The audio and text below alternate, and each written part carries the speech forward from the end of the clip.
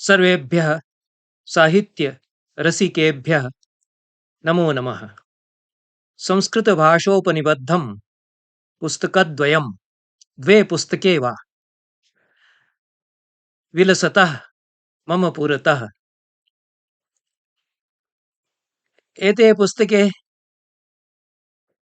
उपन्यासविधायां प्रणीते। उपन्यासस्तावत् आधुनिकी काचन विधा वर्तते। प्राचीनकथा विधामपि अनुहरति, किन्तु नावेल् इति आङ्ग्लभाषायां यत् कथ्यते, या विधा कथ्यते तादृशी विधा तत्र पाश्चात्यसाहित्ये विशिष्य विकासं प्राप। अन्ये ये यूरोप देशाः सन्ति, लेटिन् अमेरिका देशाः सन्ति, तेष्वपि उपन्यासस्य कश्चन महान् अभ्युदयः सञ्जातः। ऊनविंश शतके यथा यथा औद्योगिकः समाजः निर्मितः, तथैव नवयुगस्य कृते नवीना इयं विधा उपन्यासविधा विकासं प्राप। कादम्बरी वाणभट्टस्य या वर्तते, सापि उपन्यासस्य लक्षणानि क्वचित् प्रकटीकरोति, किन्तु आधुनिकस्य उपन्यासस्य यादृशी उपन्यासविधायां साम्प्रतिकसमाजस्य समीक्षणं क्रियते गद्ये, तस्मात् तस्याः कारणात् उपन्यासविधायाः वैशिष्ट्यं साम्प्रतिके साहित्ये वर्तते। उपन्यासद्वयं एतद्यत् विलसति मम करयोः, तस्य प्रणेता वर्तते वीरभद्रमिश्रः। वीरभद्रमिश्रः सुविदितः महाकविः, गद्यकारः, उपन्यासकारः वर्तते, पंडितोऽपि वर्तते, साहित्यशास्त्रनदीष्णो वर्तते। अस्य महाकाव्यद्वयं सुप्रसिद्धं वर्तते। गंगापुत्रावदानम् इति गंगायाः शुचिता यथा कलुषीक्रियते, तत्समस्यामादाय अत्यन्तमेव मार्मिकं महाकाव्यम् अनेन हरिहरानन्द स्वामिपादानां यथा तत्र बलिदानं तैः कृतं, तस्य चित्रणं विधाय एतत् महाकाव्यं प्रणीतं। ग्रन्थिबन्धनम् इति द्वितीयम् अस्य महाकाव्यं वर्तते। तत्तु साम्प्रतिकीं सामाजिकीं गतिं निदर्शयति। आधुनिकं विषयवस्तु तत्र गृहीतम् इति काचन अपूर्वता तस्मिन् महाकाव्ये विलसति। अस्य उपन्यासाः अपि पूर्वं केचन प्रकाशिताः। तेषाम् उपन्यासानां मया चर्चा कृता पूर्वं। यूट्यूब् धारावाहिन्याम् एतस्यामेव मया नवीनप्रकाशनशृङ्खलायां निरञ्जनमिश्रस्य उपन्यासाः चर्चिताः सन्ति। एतद्यत् उपन्यासद्वयं प्रकाशितं, सद्यः प्रकाशितं वर्तते, तत्र प्रथमस्य उपन्यासस्य संज्ञा अभिधानं वा शीर्षकं वा वर्तते वीरभद्रः। वीरभद्रोऽत्र नायकायते। तस्य अत्यन्तमेव ऊर्जस्वी उज्ज्वलं चरित्रम् अत्र प्रकटीकृतम्। अयम् उपन्यासः वर्तते वीरभद्रः। रमणीयं प्रकाशनं, मुद्रणं चारु वर्तते। अस्मिन्नेव वर्षे प्रकाशितं। प्रगतिशील प्रकाशनम् एन् 3/25 3/25 प्रथमतलं मोहन गार्डन उत्तमनगरं नई दिल्ली इति संकेतः प्रकाशकस्य वर्तते। 50,000 मूल्यं वर्तते। आकारोऽपि अस्य संपन्नः वर्तते। प्रायशः 300 पृष्ठाः अत्र सन्ति। घटनाचक्रस्य यादृशम् उत्थानपतनं, जीवनस्य उच्चावचाः दशाः यथा निरञ्जनमिश्रेण उपन्यासेषु स्वकीयेषु चित्रीयन्ते, निरूप्यन्ते, तत्सर्वं तस्य वेदग्धीं समाजगतेः अवबोधं च प्रत्याययति। उपन्यासस्य अस्य यत् कथावस्तु वर्तते, अत्यन्तमेव आकर्षकं वर्तते। अत्यन्तमेव तत्र साम्प्रतिकसमाजस्य समीक्षणपरकं वर्तते। ग्रामजीवनस्य चित्रणं निपुणतया करोति अयम् उपन्यासकारः निरञ्जनमिश्रः। आरम्भे एव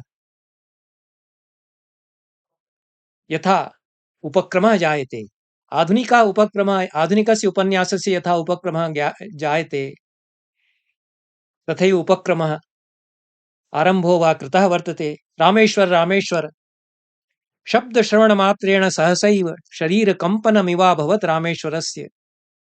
मन्ये स्वप्नलोकात् सः परावर्तितोऽभवत्। अग्रे रघुवीरः स्थितः आसीत्। तं दृष्ट्वा रामेश्वरः सहसैवावदत्, अयि भो कदा समागतः? मया तु ज्ञातमेव नहि। आगच्छ उपविश। पार्श्वस्थितकटमाकर्षन्नवदत् सः। रघुवीरस्तस्य स्कन्धे स्वकरतलं विन्यस्यावदत्, अयि भो रामेश्वर, किं गोपायितुमिच्छसि? इति एतादृशः यः आरम्भः जातः, तेन उत्सुकता प्रतिवाक्यं वर्धते। का चिन्ता रामेश्वरस्य? कथं रघुवीरः आगतः? रामेश्वर रघुवीरौ मित्रे वर्तेते। तयोः सख्यं रघुवीरः साग्रहं पृच्छति, कीदृशी चिन्ता वर्तते? रामेश्वरस्य तनया कार्यालयात् प्रचलिता, गृहं नैव प्राप्ता इति चिन्ता। अनन्तरं च सविता प्राप्ता वा न वा, कुत्र लुप्ता, तस्याः अन्वेषणं क्रियते। एतादृशं वस्तु यथा यथा आरभ्यते, बहूनि पात्राणि अवतरन्ति एतस्यां कथायाम्।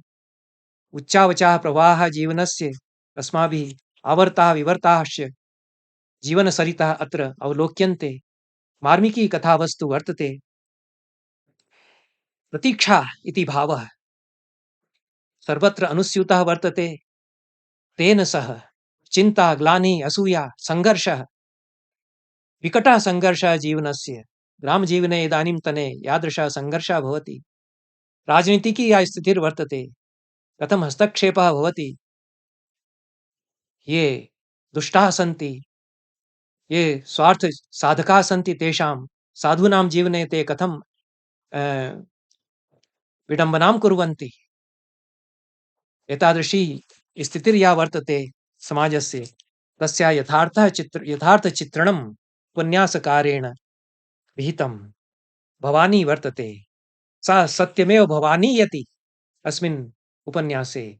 तनयायाः कृते यादृशी चिन्ता तस्याः मनसि वर्तते। यः रामेश्वरः वर्तते, स तु मम पुत्री अत्यन्तमेव वीराङ्गना वर्तते इति विचिन्तयन् आश्वासयति आत्मानं। किन्तु भवानी तु माता वर्तते, तस्याः हृदयं, मातुः हृदयं यद्वर्तते, स कथं द्रवी भवति पुत्र्याः कृते इति सर्वम् अत्र चित्रितम्। अनन्तरं च ये दुष्टाः सन्ति ते अवतरन्ति, संघर्षः जायते। अत्र धर्मेन्द्रस्य रौद्रं रूपं प्रकटीभवति, वदनं कम्पते तस्य। अपसारितचण्डिकायाः अपसारितचण्डिकं पौरुषं भीषणस्वरूपम् असौ प्रकटीकरोति। किन्तु भवान्यपि भवानी सदृशी जायते, संघर्षः भवति अत्र। अनन्तरं च वीरभद्रः सोऽपि स्वकीयं पौरुषं प्रकटीकरोति। अत्र साकल्येन यादृशं ग्रामजीवनं वर्तते, संघर्षः यत्र ग्रामजीवने यादृशः ग्रामाणां यादृशः इदानीं वर्तते प्रस्थानपरिवर्तः, तस्य चित्रणम् अत्र साधु विहितम्। आधुनिकसभ्यतायाः स्खलनं समर्मदारणं निर्दिशति अयम् उपन्यासकारः निरञ्जनमिश्रः। घटनाचक्रस्य झटिति विपरिवर्तनं भवति, जीवनस्य विडम्बनाः अस्माभिः साक्षात् क्रियन्ते, साम्प्रतिके समाजे मूल्यानां यत् अभावः जायते, जीवनस्य आदर्शाः विलुप्यन्ते, आधुनिकजीवनस्य यादृशी गतिर्वर्तते, तस्य रोमाञ्चकरं चित्रणम् अत्र वर्तते। नवीनता वर्तते, आधुनिकी उपन्यासशैली वर्तते, यस्याम् उपन्यासशैल्याम् अयं नदीष्णो वर्तते अयम् उपन्यासकारः, किन्तु आधुनिकतां निदर्शयन् परम्परां साधु रक्षति। अतएव उपन्यासस्य नवीनं प्रस्थानं रचयति अयं निरञ्जनमिश्रः। वयं मोदामहे एतस्य घटना प्रपञ्चरचना चातुरीं भावयन्तः। ये युवानः सन्ति ते अवश्यं पठेयुः गद्यलेखने तेषां गतिर्भविष्यति। एतादृशं गद्यम् अवश्यमेव अपेक्षते। यादृशं गद्यम् अनेन उपन्यासकारेण प्रणीयते। अस्य उपन्यासाः अवश्यमेव लोकप्रियाः भवेयुः इति अहं कामये। अयं वीरभद्रः उपन्यासः वर्तते, स्वागतयोग्यः अयं प्रबन्धः वर्तते संस्कृते। द्वितीयः उपन्यासः वीरभद्रमिश्रस्य अयं वर्तते सिद्धाश्रमः। अत्र किमपि काल्पनिकं विषयवस्तु विशिष्य गृहीतं वर्तते। सिद्धाश्रमस्य चित्रणं कृतं, योगप्रभावः निदर्शितः। अत्र चमत्काराः अनुभूयन्ते। ये ब्रह्मचारिणः सन्ति सिद्धाश्रमे, ते आततायिभिः प्रतारितायाः बालायाः रक्षणाय कथं व्यूहन्ते, कथं तस्याः दुष्टेभ्यः त्राणं कुर्वन्ति इति आदौ एव चित्रणं कृतं। लोमहर्षकरी घटना या वर्तते, तया उपन्यासोऽयं प्रारभ्यते।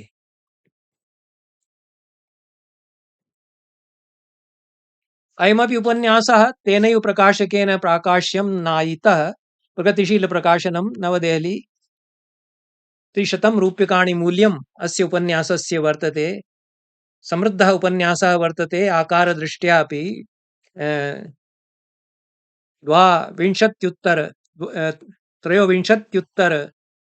23 पृष्ठाः अत्र सन्ति। आश्रमजीवनं साधु निरूपितम्। अत्यन्तमेव कल्पनामयं निरूपणम् आश्रमस्य अत्र विहितम्। तेन अस्माकं कल्पनालोकः काचन विरच्यते। नारीपात्राणि अवश्यमेव अत्यन्तमेव मनोहरन्ति। निरञ्जनमिश्रस्य कथाप्रबन्धेषु, उपन्यासेषु वा, विशिष्य नवयुवत्यः युवत्यो वा यादृशं लपन्ति, यादृशं वार्तालापं कुर्वन्ति, यादृशं मर्म वाक्यानि वदन्ति, तस्य सर्वस्य चित्रणम् अत्यन्तमेव रोचकतया निरञ्जनमिश्रः करोति। अत्र चन्द्रिका वर्तते, तारका वर्तते, सुभद्रा वर्तते। बहूनि नारीपात्राणि सृष्टानि अनेन निरञ्जनमिश्रेण। तासां जीवनम् अत्यन्तमेव रुचिकरं जीवनगतिः, तासां जीवनस्य अनेन चित्रणं नीता आदर्श निर्वाहः कृतः वर्तते। अस्मिन् उपन्यासेऽपि तथैव। उपन्यासेऽस्मिन् योगिनः यथा चित्रणं विहितं, योगस्य प्रभावश्च यथा निरूपितः, तेन अम्बिकादत्त व्यासप्रणीतस्य शिवराजविजयस्य प्रथमनिश्वासस्य प्रसङ्गः कश्चन स्मर्यते। तथैव मुनिवेदाव्रतप्रणीतस्य कुमुदिनीचन्द्रस्य उपन्यासः सोऽपि, कुमुदिनीचन्द्र इत्याख्यः उपन्यासः सोऽपि स्मर्यते। कुमुदिनीचन्द्रस्य यादृशी शैली वर्तते, सापि अत्यन्तमेव हृद्या निर्वध्या शैली वर्तते। तादृशी शैली अनेन समधिकतरं रोचकतया, सरलतया च अत्र पुनराविष्कारं प्रापिता।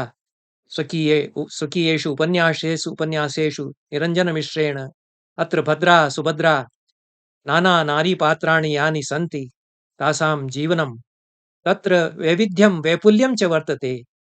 उपन्यासलोके निरञ्जनमिश्रस्य घटनाः यथा जीवनस्य नाना प्रवाहपरिवर्तान् आत्मसात् कुर्वत्यः अग्रे सरन्ति, घटनाचक्रं यथा विपरिवर्तते, समाजस्य दशा यथा निरूप्यते, तेन सर्वम् उपन्यासकारस्य तेन सर्वोऽपि उपन्यासकारस्य अत्यन्तमेव भव्यो लोकः विरच्यते। उदात्तभावाः तत्र रक्ष्यन्ते इति विशिष्य उदाहरणीयः वर्तते निरञ्जनमिश्रस्य उपन्यास लोकः। मन्ये एवमेव अस्य लेखनी एतादृशान् उपन्यासान् अग्रेपि सुरसरस्वत्यै उपहारी करिष्यति इति विश्वसिमि। यतो हि काव्यानि पद्यानि बहुभिः लिख्यन्ते। श्लोकरचनायां स्वतः प्रवृत्तिर्भवति। तत्र कामं नावीन्यं भवतु वा न वा, किन्तु श्लोकाः विरच्यन्ताम्, स्तुतियोऽपि विरच्यन्ताम्। क्वचित् क्वचित् अत्यन्तमेव रमणीयानि स्तोत्राणि, अत्यन्तमेव अनुपमाः श्लोकाः प्रणीयन्ते आधुनिकैरपि कविभिः। किन्तु प्रायशः तत्र पृष्ठपेषणं भवति, केवलं पद्यगुम्फनमात्रं भवति। अतएव उक्तं गद्यं कवीनां निकषं वदन्ति। यतोहि गद्ये विचारः भवेत्, वस्तु अवश्यं भवेत्।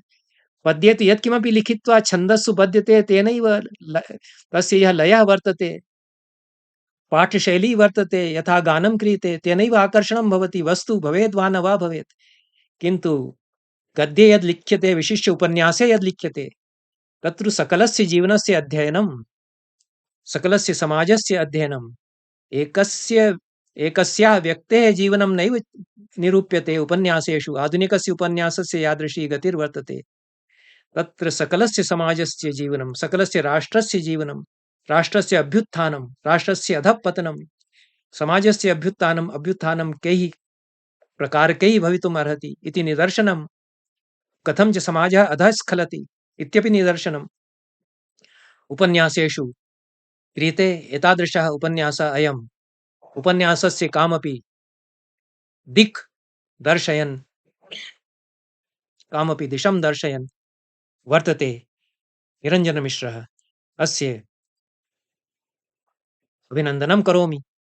एभिः शब्दैः सार्धम् अत्रैव विरमामि। सर्वेभ्यो धन्यवादाः।